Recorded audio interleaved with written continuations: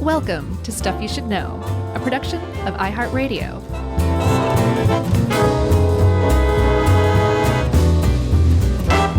Hey, and welcome to the podcast. I'm Josh, and there's Chuck, and Jerry's even here too. So this is a real deal episode of Stuff You Should Know. Let's go. That's right. Another New York-a dish. Yeah, we're putting them out every week now. It's been a while. No, it hasn't. We just did Studio 54 a few weeks back. Oh, yeah. That's pretty New York. No, I mean, it's super New York. By the way, I sent you pictures, but I went by Studio 54. I know. I saw that. It was kind of cool. They still have the doors that say Studio 54. They left a few iconic bits. I was on that sidewalk in front of it trying to imagine people having sex on the sidewalk, and I got really grossed out. You could envision it? Oh, yeah. God, you should have picked out a hotter couple maybe in my mind, but didn't do it. No. You got Dan Aykroyd as a wild and crazy guy. I saw that movie, too, when I was there, by the way. What movie? The Saturday Night Live movie about the first episode of Saturday Night Live. So you saw, in your most recent New York trip, you saw there's a movie out, is what you're saying, about Saturday Night Live? Yeah, it's Jason Reitman's new movie. It's called Saturday Night. Oh, well, good for him. I like most of his stuff. Yeah, if you're a fan of SNL, the movie is good enough, I think.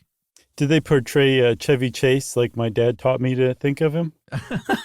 The guy who played Chevy Chase was great. Okay. Yeah. Was it Chevy Chase? Chevy Chase Jr. Okay. No. Junior. It's like when Ice Cube got his son to play him. Yeah. Because he looks just like him. It was pretty perfect. That kid did really well until the hospital scene where Eazy-E's dying. Up until that moment, I was like, this kid's pretty good for an amateur. Yeah. And even after that, too. It's just like one brief moment, and it can be forgiven. Yeah. I mean, how do you think you would do in an Eazy-E death scene? Huh, Mr. Big Shot? I would, I'd be pretty over the top, I think. Easy! Yeah, pounding on the walls and sobbing. Yeah, we both just decided at the same time it's time to get on with the episode, huh? Yeah, enough of that. So, Chuck, we're talking about Tavern on the Green, and I know for a fact that we're talking about Tavern on the Green because you recently dined at Tavern on the Green. And after reading all of this stuff, I actually am I'm curious to know what you thought of it because I'm curious. That's why. Let's just leave it at that. Well, have you been? Did I ask you that? You didn't and no. So no to both of those. Okay.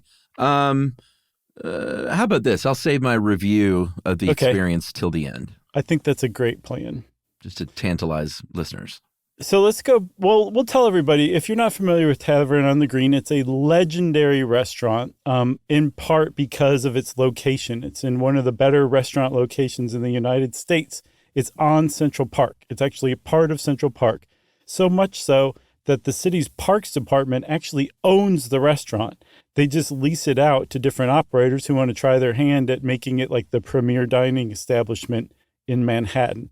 And at multiple times, it has been exactly that. But what a lot of people don't know, especially if you're not familiar with the restaurant, is that it actually started out as a sheep enclosure. Sheep used to sleep in Tavern on the Green. Yeah, I think that the fact that it's owned by the Parks Department is the fact of the episode. I had no idea until yesterday.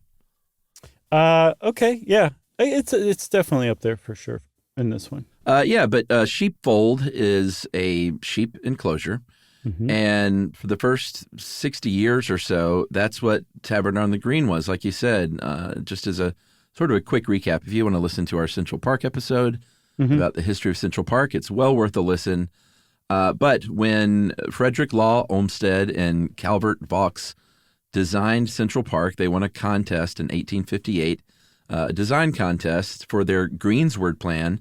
Part of the plan called for a parade ground and a very big playground right at 66th Street on the west side of the park.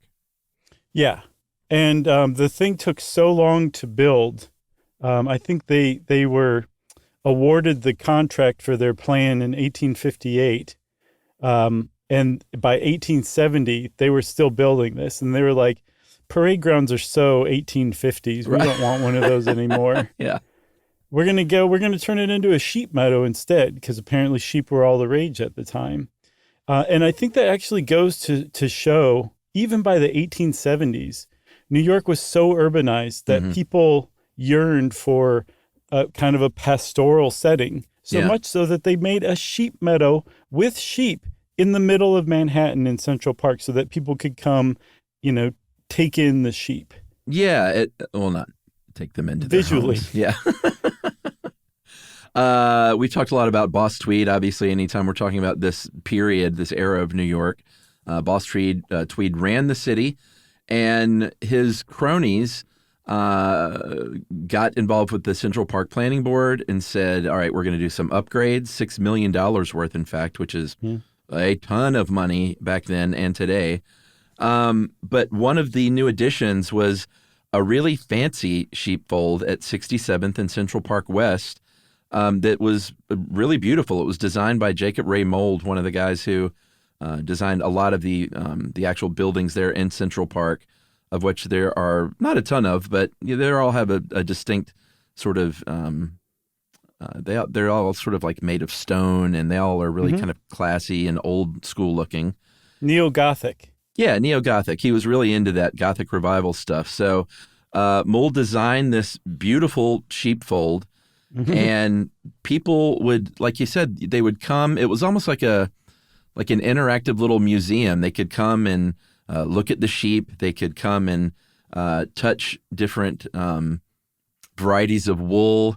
They would shear those sheep and sell that wool in a big event every year. And it was like you said, it was like, hey, you tired of the city? And go watch those beautiful Dorset sheep and touch their almost said fur, their wool. Right. Good catch. New York loves its unofficial mascots. It loves adopting mascots, and I get the impression that flock of sheep was one of them at the time. So they lived there from the 1870s up until 1934, and they were moved to the Prospect Park in Brooklyn. I read somewhere that one of the rumors about that move was that a Hooverville, basically a tenement camp that was set up by people during the Depression to survive in, they were worried that they were going to start poaching sheep. So they moved them from Central Park to Prospect Park to protect the sheep. I believe that. But there's a couple of things about that sheep enclosure that became Tavern on the Green. One of the things was that the Central Park Zoo, sometimes they would have extra animals, I guess more than they could care for. So they would put them in the sheep enclosure temporarily until they could find someone to sell it to. And at one point there was a puma in there with the sheep, and I'm quite sure the sheep did not like that at all. Yeah, that probably wasn't a good move. They did enjoy their home because this thing in 1871 cost $70,000 to build. Yeah. And like I said, it was a beautiful building. They had these pavilions built for people to sit in, to watch. And these pavilions had these bucolic pastoral murals. And it was just a lovely little scene there. They even had, of course, a shepherd. The last one to worked there for the final 2 decades until 1934. His name was Frank Hoey. And he watched over the herd and lived there. And in 1934, that's like you said, when everything changed, when Parks Commissioner Robert Moses, very famous New York figure, said, you know what? This sheepfold should be a restaurant. Yeah, and should be is a weird way to put it, because when he announced it, they'd already started construction on converting it to a restaurant. That was a tried and true Robert Moses trick, where he's well known, by the way, as overdeveloping and paving New York City, often through vital neighborhoods. Yeah.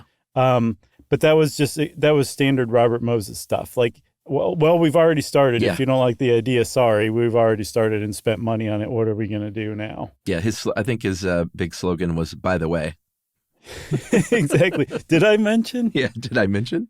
So this was, I think, in February 1934, the announcement came out. The New York Times read, "Sheepfold and Park to become Tavern. CWA workers converting old building into a picturesque popular restaurant. Prices to be moderate."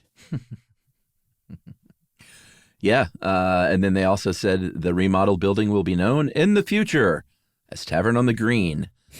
And, within the average, within reach of the average purse was sort of the working, not slogan, but just, they wanted to make it affordable. It wouldn't turn out, it would end up being, I guess, for the time, a pretty expensive restaurant. I think once it hit the 60s and 70s, but we'll get there.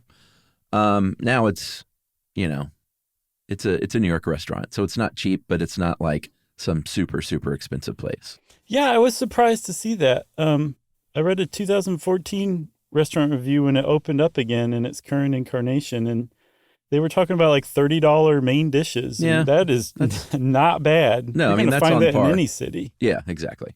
I was surprised to hear that. But I found an old menu from maybe the 50s. They were selling martinis for like 85 cents. Not on sale. This was not a happy hour price. This was their regular menu. Yeah. I know. Can you imagine how much trouble we would get into? Yeah, exactly. It's just get the change purse out and live your life. Yes. So one part of the announcement then said this: the park department will not undertake the management of the restaurant, but will let it, as in lease it, to an outside concessionaire by public bidding. And that started sort of a very unusual arrangement wherein New York City would be the landlord of Tavern on the Green, and people would, bid for the contracts, and not only bid for the contracts, but pay a pretty hefty licensing fee to do so. Yeah, that's a big one, too. They would pay in incense like myrrh and gold coin as tribute to the city. Didn't believe that one. Good. So the city of New York also seems to have gotten some free labor out of the deal from the federal government, because the Civil Works Administration, which was a federal agency during the Depression that put out-of-work Americans to work in like revamping infrastructure, all the stuff we do today, they actually converted the sheepfold to the Tavern on the Green. They paved the place where the sheep used to eat with flagstones. Yeah. So it was converted to an outdoor dining area. You could also dance there. People wouldn't look at you weird if you did. Yeah.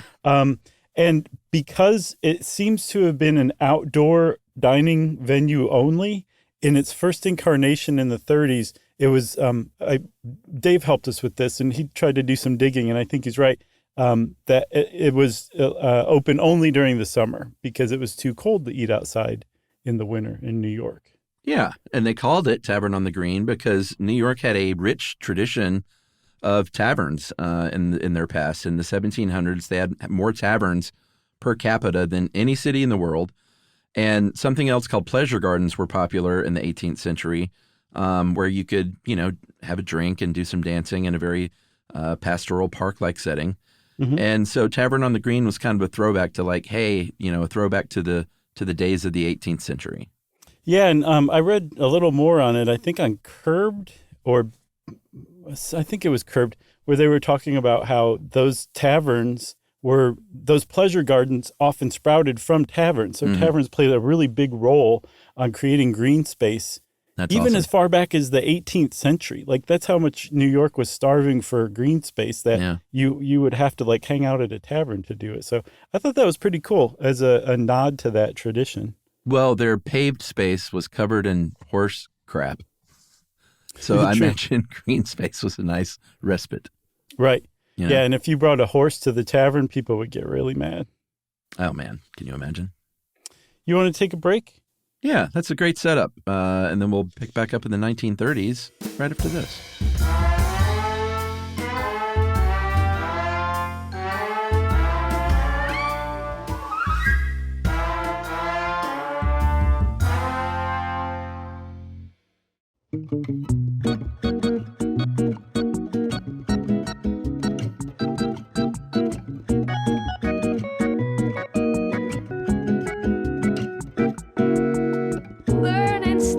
Joshua and Charles, stuff you should know. So the whole thing started in the 30s when they converted the sheepfold into the Tavern on the Green. And it was eventually like it didn't last for very long as a tavern, or maybe this was during the winter, Chuck. It was taken over by the headquarters of the City Patrol Corps during the 40s. During World War II, a lot of the police officers around America went off to war. They still need police back in America, so they got volunteers, actually, from the people who were still in the country. And apparently they made their headquarters at Tavern on the Green. And then in 1943, things really started to swing. I think it was kind of an unusual, peculiar place up until this point. And in 1943, it like really starts to become Tavern on the Green as we understand it today. Yeah, because, New York grew from the south upward. And this was way up at 66th, 67th Street. So, yeah, it might have taken a while for that to become legitimized. But, yeah, 43 is when it really kind of started the I was about to say nonstop operation as restaurant, but as we'll see, that would be interrupted later on as well. But it's at this point that it became year-round open, dancing, dining, cocktailing, drinking 3 shots of gin for 85 cents, I guess. And it was doing pretty good, It was one of the most popular restaurants in the 1950s. They expanded it from 10,000 square feet to more than double to 21,000. Including the very famous Elm Tree Room, which, they built around one of the famous live elm trees, and including the indoor and outdoor space, they could seat more than up to 1,200 guests. Wow, that's a lot of people. A lot of folks. I looked all over for a picture of that Elm Tree Room with the elm tree. There's a real dearth of vintage photos of Tavern on the Green. You'd think they'd be all over the internet, but they're not. Yeah, and I'm sure you ran into what I did, which is tons of articles about that other elm right next to the outdoor dining that was recently cut down. I didn't see that. No, they cut down an elm tree, huh? Yeah, it was a 160-year-old elm, and I think that it was like this summer that had some kind of blight, and that, unfortunately they had to take it down. But that was not, I don't think, the elm from the Elm Tree Room.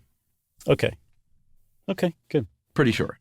So by 1950, the Tavern on the Green was enough on the map as far as like nightlife in the United States went. Like popular culture was well enough aware of Tavern on the Green that they were able to sell a live album called Dancing at the Tavern on the Green to Milt Saunders and his orchestra. I love it. And if you see did you see the cover of that thing? Yeah. Oh man, they might as well have just stamped the numbers 1950 on the cover and left it at that. It's pretty great. But that was they sold that record because people out who couldn't make a Tavern on the Green would want to buy that and impress their friends. Yeah, totally. This is where they first started wrapping the trees with those white lights, which is one of the sort of signature Tavern on the Green things. Yeah, I saw they're up to 10 miles of lights now. Yeah, I mean, I will say this, spoiler alert for my ultimate review. It is a very beautiful place to dine. Yeah, I believe that. Still. In 56, a very interesting thing happened in its history when Robert Moses found himself up against some Manhattan mommies when he said, hey, I need a bigger parking lot, so I'm going to use this half acre over here that, sure, there are a lot of kids that like playing over there, but we need some parking. And the moms took it very seriously, and they got their kids and formed a human barricade to block bulldozers, got in a real fight with Moses. He built a fence to try and keep them out. The moms got an injunction, and uncharacteristically, Moses backed down and abandoned that and set aside $50,000 for a new playground that's still there today.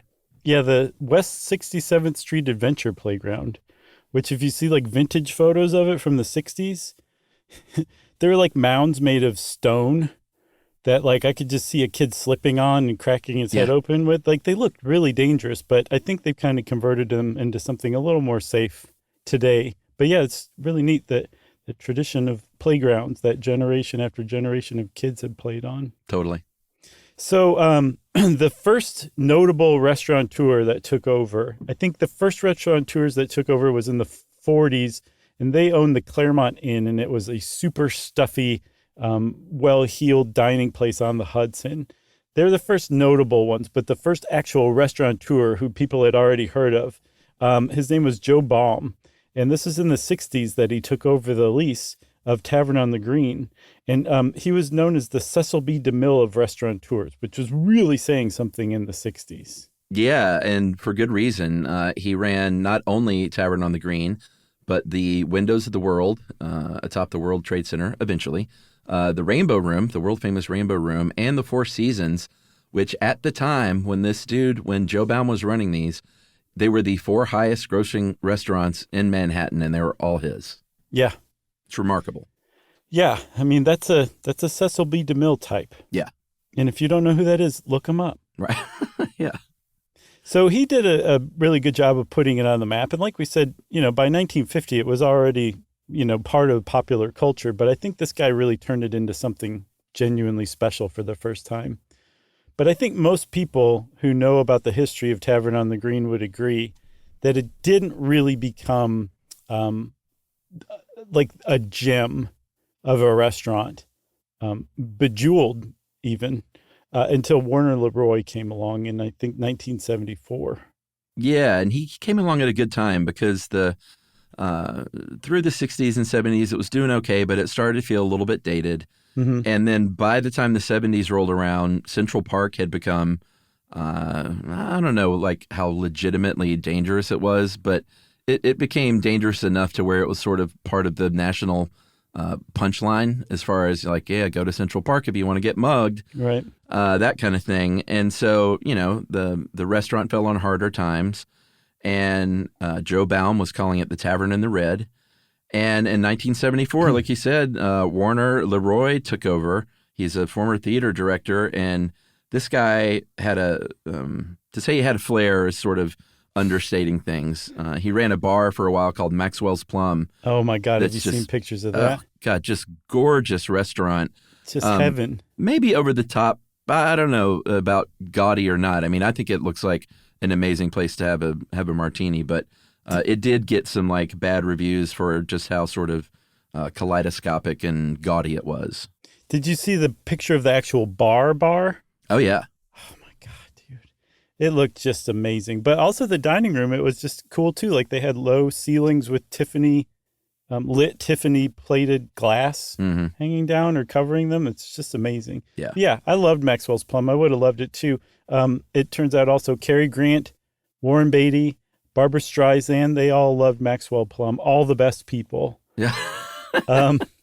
And one of the things that Warner Leroy was known for, that he made his name for at Maxwell's Plum, was having a really eclectic menu that was also not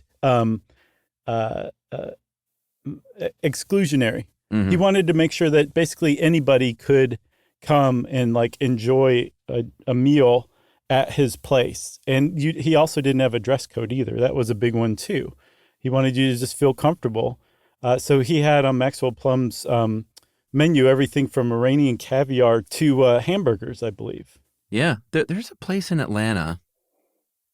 God, what is the name of it? I haven't been there, but the theme of the restaurant is that it's got like 5 or 6 different distinct cuisines. And that's like what it's known for. And it's even in the name of the restaurant. I can't remember what it's called. Oh, 6 Cuisines over on West Peachtree. Right. That's a good one. Thanks. You got me. I can't remember. Anyway, I'll look it up and let you know. Yeah, please do let me know. But you're right. So Maxwell's Plum was kind of a wacky place. He took over Tavern on the Green, and he brought that same kind of flashiness there.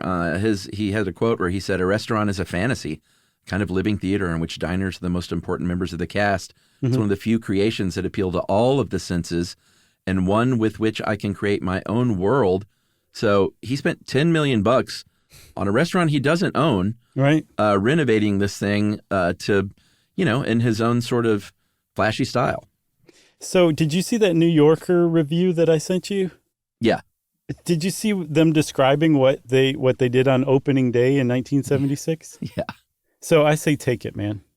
Well, I don't have it in front of me. Can you take it? Sure. So they had the world's largest sundae, 7,250 pounds of Neapolitan ice cream.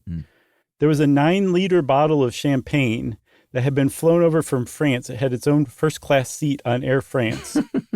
And then there was a 16-foot model of Central Park as a cake. This is what Warner Leroy did. Yeah. I also saw that he was known for wearing taffeta suits or sequin suits. So yeah, he was flashy to the nines. He was also the son of the legendary producer of The Wizard of Oz, Mervyn Leroy, which explains Warner Leroy's daughter's name. Oh, is it Dorothy? No, that'd be great. No, her name was Jennifer Oz Leroy. Oh, right. Okay. Yeah, that's called family tradition right there. I really thought it would be Dorothy. It kind of should have been Dorothy Red Shoes Leroy. Or what's the witch in Wicked? I don't know. We went and saw Wicked. What? Euphaba? I don't know. That's what Emily went as for Halloween. Anyway, the Green Witch from Wicked. That would have been a good name too. That's the Wicked Witch of the West, I think. Yeah, but she had a name. Chandeliers were brought in. He brought in 15 chefs from France. He brought these chandeliers in straight from India, and then built the very famous, some may say infamous, Crystal Room, which was a very sort of over-the-top room full of crystals. It was, made of glass. That was the building, if you've seen the very first Ghostbusters, when Rick Moranis runs up and bangs on the window before getting attacked. That is the Crystal Room. And that's the part that I couldn't figure out. Like, the room I ate in was all glass as well. And I think it was just a sort of a different version of what that was. Exactly. Yes. Yeah. They completely altered it for sure. It wasn't like it was in the 80s where it was like in its heyday. It was also in other movies. Arthur. One of my favorites. It was in Beaches. The scene where they win that dance contest against the gangsters that are chasing them. Yeah. Ton of movies. Yeah. It's really a well-known dining room.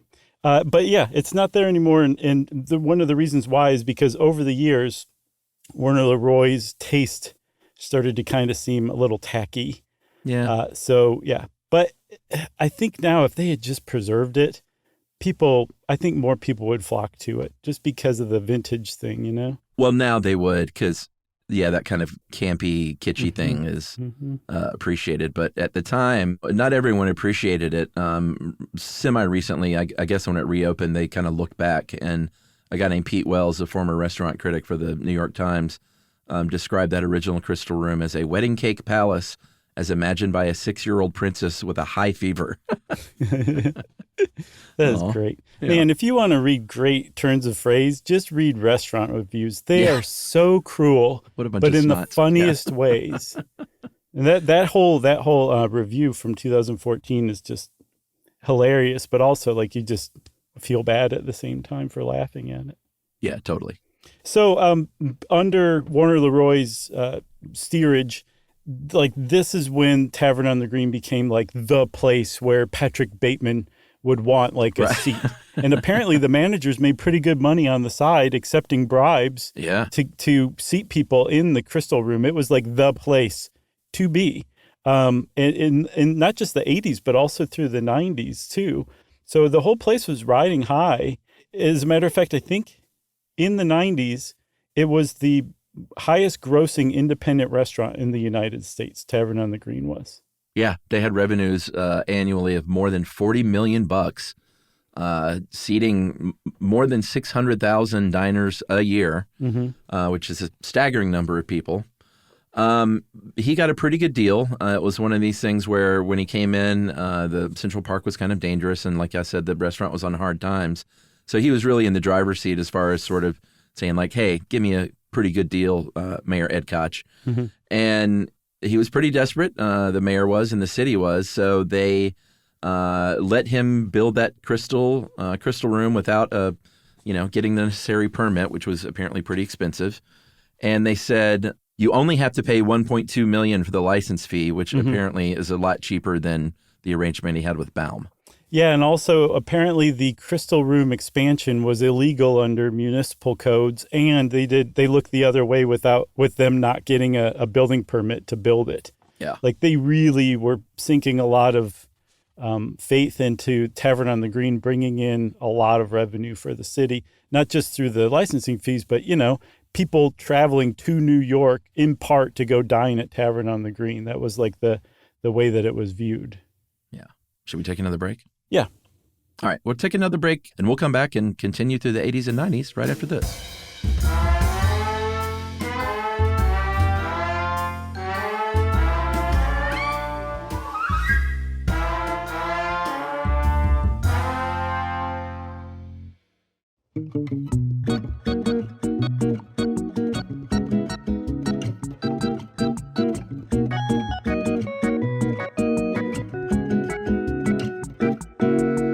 Learning stuff with Joshua and Charles. Stuff you should know.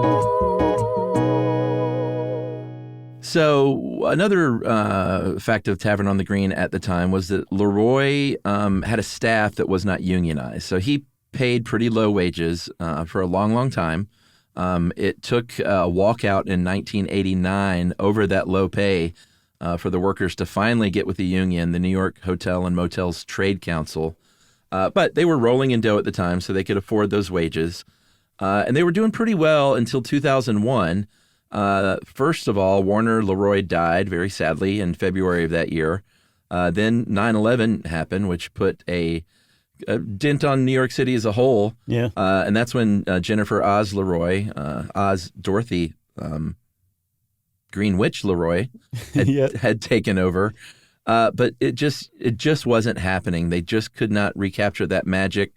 The restaurant was never very well reviewed for the food, and it was starting to kind of matter because people weren't going just for the experience, and food was just a much bigger deal, and there were plenty of great restaurants by then. So the restaurant just kind of fell off by the mid-2000s. I saw on Town and Country magazine, the go-to source for facts about New York nightlife. Yeah.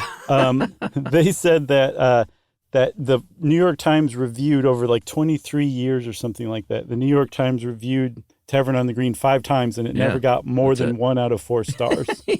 Yeah. That's mean. Like, that sounds like a vendetta almost, you know? I do think it had a bit of a bullseye on it. I'm not saying like the food was ever like great and it was just really unfairly reviewed, but I do think it was definitely a restaurant that critics wanted to kind of poke a hole in. Yeah. It's just mean. Yeah, I know. So I think in 2009, there was a lawsuit in 2008 against the management for sexual and racial harassment of female Black and Hispanic employees. It's not a good look for your restaurant. And then the next year, the Parks Department said, we're kind of done with the Leroy family. I think you guys have run your course. And they decided not to renew their 20-year license with the family. And so they announced that they would be taking bids and probably assumed that this was going to be the revamping, revitalization of Tavern on the Green. And it turns out that no one would go near it. They were like, I don't know, man. That place has a pretty bad reputation, and it's going to cost a lot to bring it back to its glory. And it sat unused for 5 years, I think. Yeah, from 2010 to 2014, it was 5 years. Not a restaurant. And and like you said, it was just it was a big risk because it was a big, expensive undertaking. It had never had a great reputation. I think it was always the target of critics, and so no one would go in. I think they tried a couple of times. There was a guy named Dean Pohl who ran the Central Park Boathouse restaurant. He tried to negotiate a good deal with the trade union, couldn't do it for 6 months. So he backed out. Other bidders were scared away. And so while it was vacant, Mayor Bloomberg said, well, let's make it a gift shop. So it was an information center and tourist shop. And, there were a lot of people that were like, God, just this once, sort of at least great I don't know if a great restaurant, but great New York City landmark has now been turned into a tchotchke shop where some of the complaints. So finally, in 2012, the city said, all right, Philly, step in. We love you down there, New York City Light. What have you got for us? And Jim Caiola and David Salama from Philly got the bid to reopen the tavern by investing $10 million to sort of get rid of Leroy's flashy thing and say, let's take it back to the old school 19th century tavern look. Yeah, and they really did. The actual like bar tavern area, they did a great job with. Apparently, they brought in architects who were good with discovering the actual historic part of any structure, and they did that. Mm-hmm. They stripped it down to its cathedral beams, the original ones in the ceiling. So I'll bet that looked pretty cool. It does. The bar was like studded with like brass nail heads. Is that correct? Yep, I saw brass nail heads. It's just like in the original stone fireplace, the original copper gutters, like they were all like just they were just brought to the fore. And so the tavern vibe of the tavern itself, from what I read, they just nailed it. It was the Crystal Room revamp that I saw the most criticized. Really? I don't remember who said it. It might have been Pete Wells, who said that it resembles an all-day casual dining option at a family-friendly resort in Florida. Disagree. Okay. Well, you're disagreeing with Pete Wells, not me. I'm just reading a quote No, here that I I found pithy. No, I know. That is pithy because that room, it is a glass room with that looks out onto the courtyard with those lights. It's a wonderful room to dine in. Gotcha. Maybe it was because the serving staff has to wear Bermuda shorts and golf shirts tucked in. Yeah, the Flamingo Kid. Yeah. That bar area is gorgeous, though. Yeah, I'll bet. The two guys from Philly, Keola and Salama, were some say cronies. The city sweetened the deal a bit. Bloomberg put a lot of pressure on the trade unions to give them a 2-year break from having to sign a labor contract and to defer that licensing fee for 5 years, which is a lot of money.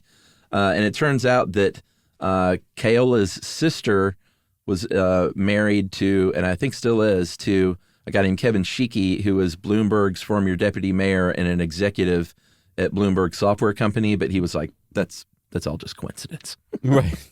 Yeah. I mean, that's a couple of coincidences layered on top of each other. You know? That's New York for you.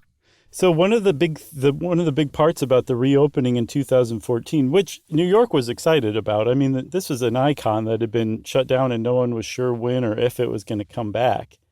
One of the things they did was they went through and took all of those amazing decorations that Warner Leroy had installed and they auctioned them off. Like you could get silverware, dinnerware. Oh, you cool. could get some of the original copper weather vanes they auctioned off for some reason. Those chandeliers from the Indian Maharaja, you could buy those too. It sounded like it was a heck of an auction, and they actually held it in the Crystal Room. Wow. Yeah, I would have liked to have known about that. Yeah, I'd buy a fork. For sure. For sure. So they opened in 2014, and immediately every single outlet in New York panned the food. Like just panned it. Yeah, here they go again. Some quotes. Comatose potato salad, roasted quail that's as dry as a week-old English muffin. They're all just so pithy. Yeah. New York Magazine said that the salad is the kind that you would get at a third-rate country club, which Tavern on the Green pretty much is. That's Oh, what they man. said. I know. That's pretty bad. Not even just a country club, a third-rate country club. I mean, they're just being mean. I haven't seen any recent reviews. I know that the executive chef who was running the place when it opened, Katie Sparks, she left after, I think, like 6 months or something like that. And from the restaurant reviews I read, they were saying, like, it's kind of understandable. Like, they're creating these really extravagant dishes, at least on paper, for seatings of like 700 people. And it's really hard to get well-made hot food out to tables when you're serving 700 people at a seating. So they were at least a little bit understanding, but I haven't read a recent review of Tavern on the Green and its food. Yeah. So we're going to have to rely on you, I guess, is what I'm saying. Well, here's my review. It was fine. It wasn't like the food was. It wasn't like the food was bad. It was like, oh, this is gross. But it's it's just. I mean, I'm looking at the menu here. We can read through some of these things. Appetizers. There's a crab cake. There's a calamari salad. There's a country salad. Honey roasted figs. That sounds pretty good. Sure. Steak of Dorset sheep. No. Oh, man. Burrata with hearth roasted grape tomatoes. It's all pretty standard stuff. Yeah. And then if you move on to the mains, you've got some diver sea scallops, Scottish salmon for $38, grilled whole fish for $46, rack of lamb, fairly pedestrian. I think if I'm not mistaken, I had the lemon thyme chicken under a brick. Did you get to keep the brick? Didn't get to keep the brick. It was a real Tavern on the Green brick from the old Sheep's Fold. Or Sheep's Hold. That came with blistered green beans, mashed potatoes, and a jus for $35. And it was pretty good chicken. Okay. But, truffle fries, shrimp cocktail. It's the menu is not third-rate country club. Right. But I didn't go in there expecting like New York's finest meal. I went there for the experience. We were in Central Park, and that, you can walk right over there. I'd always wanted to go. It was a bucket list thing.